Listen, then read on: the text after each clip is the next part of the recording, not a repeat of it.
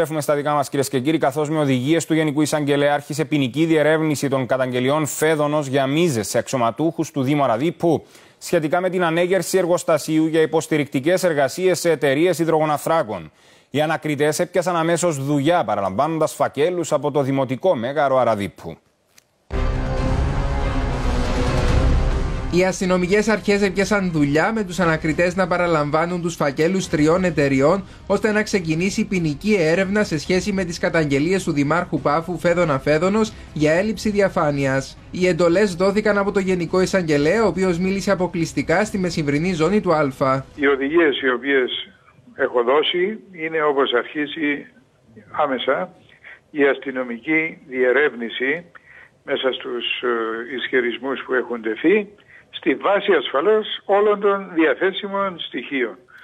Παράλληλα, έχω δώσει οδηγίες όπως η αστυνομία διαθέσει τα όποια στοιχεία έχει ή θα συλλέξει προς το Γενικό Ελεκτή. Ο Κώστας Κληρίδης έκανε αναφορά και στην πολύτιμη βοήθεια του Δημάρχου Πάφου σε παρόμοιες υποθέσεις. Ο κύριος Φέδωνος είναι γεγονός ότι έχει παράσχει μεγάλη βοήθεια στις διοκτικές αρχές γενικά. Αναφέρομαι στις σοβαρές υποθέσεις του αποχαιρευτικού της Πάφου, των διαχείρισης των αποφλήτων κλπ. Την ετοιμότητα της αστυνομίας για τη διερεύνηση της υπόθεσης εκφράζει στον Α και η εκπρόσωπος τύπου Νικολέτα Τυρίμου.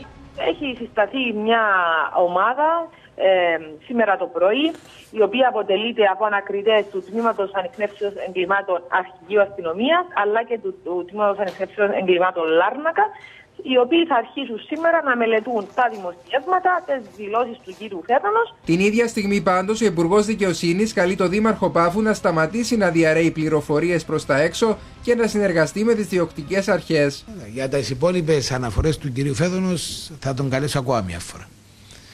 Αν έχει οποιασδήποτε πληροφορίες, οφείλει να τις δώσει στην αστυνομία για να μπορούν να διερευνηθούν ή ακόμα και να διωχθούν. Οι ανακριτές του Αρχηγείου Αστυνομίας αναμένεται ότι αφού μελετήσουν τους φακέλους που παρέλαβαν, θα λάβουν καταθέσεις από το Δήμαρχο και το Δημοτικό Συμβούλιο Αραδίππου, καθώς και από τα στελέχη της Δημοτικής Υπηρεσίας.